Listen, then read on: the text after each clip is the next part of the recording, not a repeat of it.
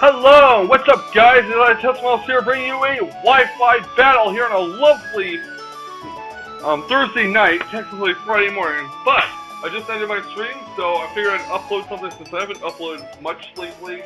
I do apologize for that. Been, dealing with some drama and such. But nonetheless, here's a Wi-Fi battle against AltyirLegend. Now, AltyirLegend is a recent follower of mine who I believe was recruited by another one of my followers, and we had a nice battle, and he has a mixed OU team, as you can see here. He has Jinx, Zapdos, Bikini, Doublade, Chatot, and Charizard. I myself am bringing Rotom, Mandibuzz, Conkeldurr, Klefki, in the core of Magnezone and Mega Diancie. Yep, Mega Diancie was the voted on ORAS Mega that I was designated to use last week. And tonight was actually my last night using it because I went over, I used it for over a week, so I figured I'd end off me using it early. So here is the Mega Diancie Magnezone core. Magnezone basically traps the steel types that would give Mega Diancie trouble otherwise. And yeah, so it's going to be OU pretty much versus mixed OU. And I have made a revision to my team since then. So yeah, this is from the beginning of last week, because I made a small change in my team since then. But anyways, let's get on with the battle. I am going to open up with my Space Mama, the Rotom Wash, and he's going to open up with his Jinx. Now, I'm not really sure what this thing is capable of, but I'm going to believe I go for a Volt Switch right off the bat.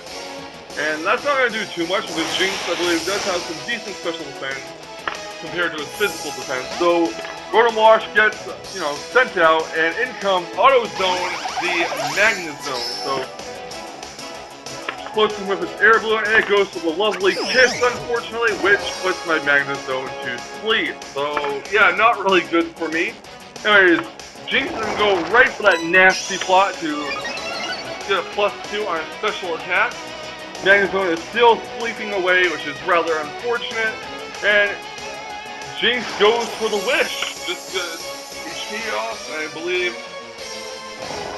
I thought this thing was going to protect, but it does go for a Psychic, and it's going to do about half of my Magnezone, over half actually. The air balloon does pop. Unfortunately, Magnezone does wake up in time to hit the Flash King before Jinx can restore HP from Wish, so Jinx is down pretty much. Next out comes Charizard, and Magnezone might be cooked, but I did not want to, I keep saying a lot. I didn't want to sacrifice Magnezone quite yet, so I'm going to go into Bonehead, the Mandibuzz, and this is a Charizard Y. It is unfortunate. It is unfortunate for me because Mandibuzz cannot soak up any hits from Charizard Y. Because Mandibuzz is mostly a physically defensive wall, so yeah. So it does go for the Protect, fortunately, which basically saves my Mandibuzz's life. Now that I know it's a Charizard Y, I can safely switch Mandibuzz out thanks to it going for the Protect. Charizard Y does go for the Overheat and the Stun, which does a crap ton of damage to Rotom Wash. Because, again, Space Mama, this Rotom Wash is actually my offensive one, my offensive Scarfer, so I do go for the Volt Switch. Does about, I want to say, 60%, give or take, maybe 65. I do go to Conkeldurr, which does have the Assault Vest that can it can't really do a whole lot against the fire type moves, as you just saw there, because of the critical hit, partially. So I'm going to go right for the Mach Punch. Just get some last minute damage, and Solar Beam take out the Conkeldurr. Now I'm not really sure why he went for the Solar Beam with a tiny bitty boosted Heat Wave or Overheat when I took out my Rotom Wash, but switched it in. But anyways, Rotom Wash is coming in, and I'm going to try to finish off this Charizard as I go for Volt Switch, and yes, I do finish off the Charizard. So I believe that's 2 down on my side. 2 down on his side, sorry. 1 down on my side. The Charizard Y is down, and Space Mama gets withdrawn. In comes Diancie. So here's Mega Diancie, or rather regular Diancie at the moment.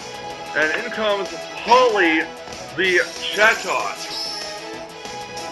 Now I'm going to go for the Mega Evolution on Dynasty. I forget if this is when I had Stealth Rock, whether I had Stealth Rock to protect on Dynasty at this time. I have switched it around since then.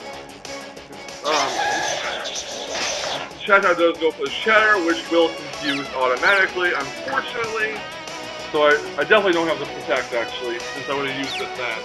So Mega Dynasty is kind of confused and hits himself in confusion, which is unfortunate. I'm going to switch Dynasty out, want to get rid of that confusion, and I'm going to go right to Space Mom on the Road to Wash. Probably a stack it off. And yeah, Boomer is definitely going to finish off Road Wash. But hey, at least I know this Chatot isn't scarred. So there's that at least. It is Life Orb though. So here goes Mega Dynasty. I want to say I risk it and go for Diamond Storm, and it does hit, fortunately. This should be the end of Chatot. So Polly wanted a Cracker. Polly's going to have to use the Cracker back to the Pokeball because Chatot is going right back to the Pokeball after the Diamond Storm. So I do believe I get a increased defense. Now here's Doublade. I'm going to switch Dynasty out and go into Auto Zone, the Magnet Zone, which is Magnet Zone. It's in a trap. I know it was risky because it could have went for a Sacred Sword. Either way, it would have been all set. But I do switch Magnet Zone in, and I'm going to go for a Flash in. I believe because I predicted him to switch, which he doesn't, unfortunately. So let's go for the Iron Head. I'm guessing he doesn't have the Sacred Sword, because if he did, I would have expected him to use it. But Magnet Zone's going to go right for the Hidden Tower Fire. Almost takes out the Doublade. Doublade does go for Sword Dance once more. And he could have Shadow Sneak, so let's see if it does. I do put Magnet Zone out in case it does have Shadow Sneak, so don't think I wanted to stack off the Magnet Zone quite yet. So I do go into Bonehead, and it does switch.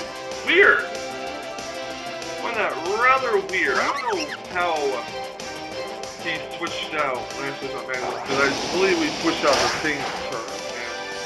I don't know. But either way, he does go into Victini, which goes to the U-turn. Gets hit by the Rocky Helmet, and in comes Zapdos. So here's Zapdos, I believe, to take a foul play. Yep, a foul play from Mandy Buzz.